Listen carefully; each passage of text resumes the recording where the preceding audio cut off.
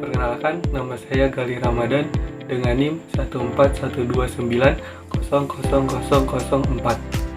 Pada kesempatan kali ini, saya ingin memaparkan studi kasus komunikasi bisnis pada perusahaan GoTo, Gojek, dan Tokopedia.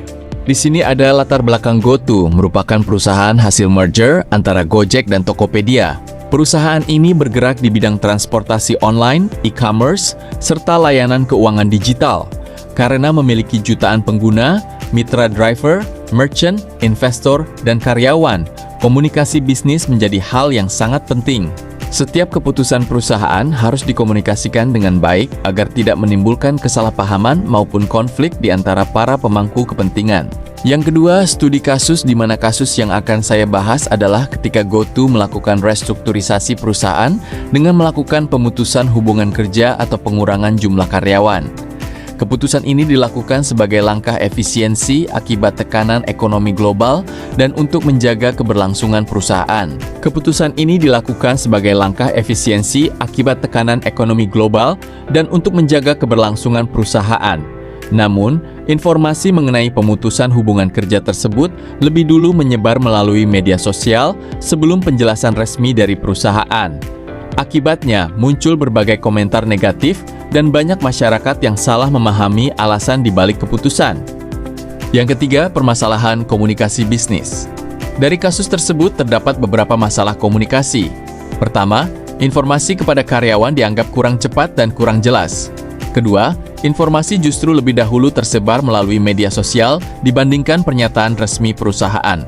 Ketiga, muncul opini negatif dari masyarakat mengenai kebijakan pemutusan hubungan kerja. Dan yang terakhir, banyak masyarakat yang belum memahami alasan strategis mengapa perusahaan mengambil keputusan tersebut. Yang keempat, dampak akibat kurang efektifnya komunikasi bisnis, muncul beberapa dampak. Yang pertama, tingkat kepercayaan sebagian karyawan terhadap perusahaan menurun.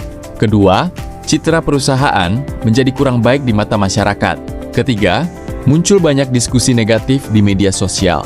Dan yang terakhir, stakeholder seperti investor, karyawan, maupun masyarakat menerima informasi yang berbeda-beda sehingga menimbulkan ketidakpastian. Yang kelima, analisis. Jadi menurut saya, inti permasalahan dalam kasus ini bukan hanya keputusan pemutusan hubungan kerja, tetapi bagaimana perusahaan mengomunikasikan keputusan tersebut. Dalam komunikasi bisnis, kecepatan dan keterbukaan informasi sangat penting. Perusahaan harus memastikan bahwa informasi pertama kali diterima oleh karyawan secara resmi, kemudian baru disampaikan kepada publik. Selain itu, pesan yang disampaikan harus konsisten agar tidak memunculkan berbagai versi informasi di media sosial. Yang keenam, solusi. Ada beberapa solusi yang dapat dilakukan oleh GoTo. Pertama, meningkatkan transparansi dalam setiap pengambilan keputusan. Kedua, memberikan penjelasan resmi melalui berbagai media seperti email internal, media sosial resmi, maupun press release. Ketiga, memberikan kompensasi yang layak serta program transisi karier bagi karyawan yang terkena PHK, agar mereka tetap mendapatkan dukungan dari perusahaan.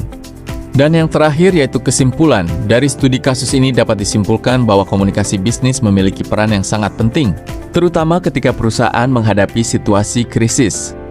Keputusan bisnis yang baik harus diimbangi dengan komunikasi yang cepat, transparan, dan konsisten agar kepercayaan karyawan, investor, dan masyarakat tetap terjaga.